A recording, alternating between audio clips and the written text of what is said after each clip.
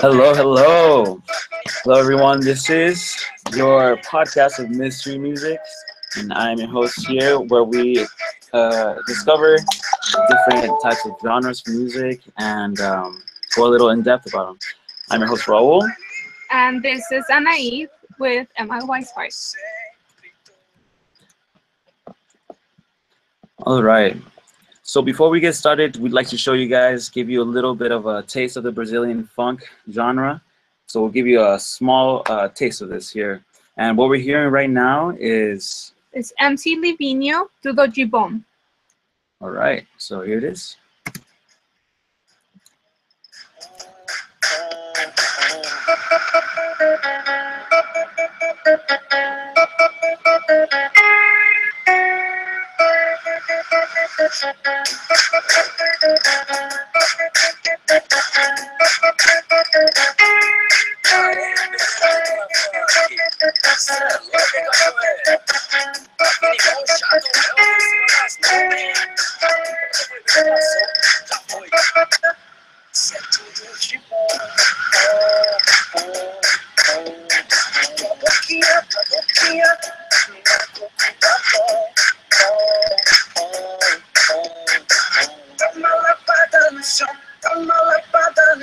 Yeah. All right, so there it is. So you guys get to see kind of like a little sample of how the style is. So beginning with our topic today, so what is Brazilian funk? So Brazilian funk music is typically a dance music genre that uses electronic drums. It takes samples from different existing songs and it incorporates singing and rapping together. So, and along with that, it kind of sounds, as I was listening to it, I couldn't help but notice that it reminded me very much of the of reggaeton, the modern reggaeton now, which is also very similar. It uses the same type of kind of electronic drums, kind of rapping, singing, and it's interesting to see these the different countries of Latin America come up with their own version of this kind of like style of music. Brazilian funk usually is associated more with an economically, excuse me, disadvantaged class.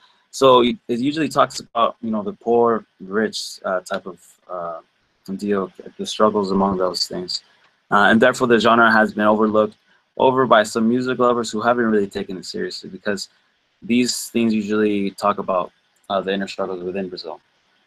Yes, and what is also worth mentioning is that as you go back in time, you see different stages of Brazilian funk. So if we were to go back to the 90s and compare them with what we hear today, it's going to be very differently, as well as if we go back to the 80s. Once again, it's going to be very different. All right, and we have a different type of Brazilian funk here. It's a little, and we're gonna have here my host is. Yes, so it's different funk from Funk Ostentação, which is what we're going to talk about today as well. They're very different. I think they portray a very different picture with the lyrics that we hear. For Funk Ostentação in particular, to Brazilian funk, we would like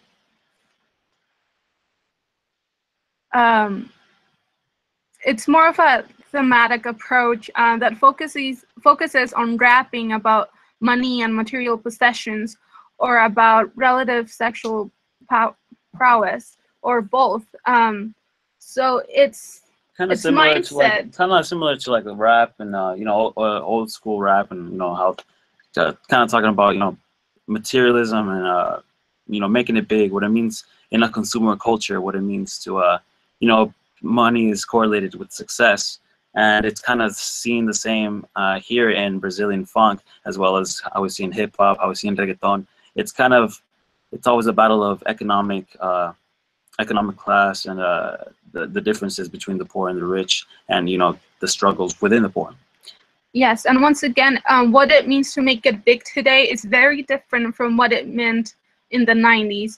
So today we see that a lot of Funk Ostentação shows images of men with jewelry and cars and motorcycles and in mansions, and with lots of women in bikini, young women, just dancing around them. And that is our new image of what it is to make it big during this time.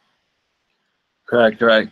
And it's kind of interesting to see, because of this, when we're speaking about a neoliberal climate of Brazil, it's deepened the divide between the economic class and the culture consumerism. It's made the cultural focus about spending money and owning brand clothing, jewelry, cars, and that's kind of what is seen now as, like we said earlier, the success. It's kind of becoming sort of a brand by way of deep submersion of the culture of the brand importance. So we constantly see, that in the Brazilian funk, that these things represent, for success, and it's kind of embedded in the listener's mind too, that is the way success is, and that's kind of interesting that to see that. Yeah, Brazilian funk, it's very similar to many genres that I've heard, but one of the main things is that it's for the most part it's in Portuguese, and yeah. So with that, we would like to thank you for tuning in, and we will let you hear the rest of this song so you could dance in your seat in work or car, wherever you are. All right, guys, thank you so much for listening to this episode of Mystery Music Podcast, and we will see you soon next week. Thank you so much. I am Raul Pinedo, and this is Anaid Contreras and Emma Weishart. Have a wonderful day.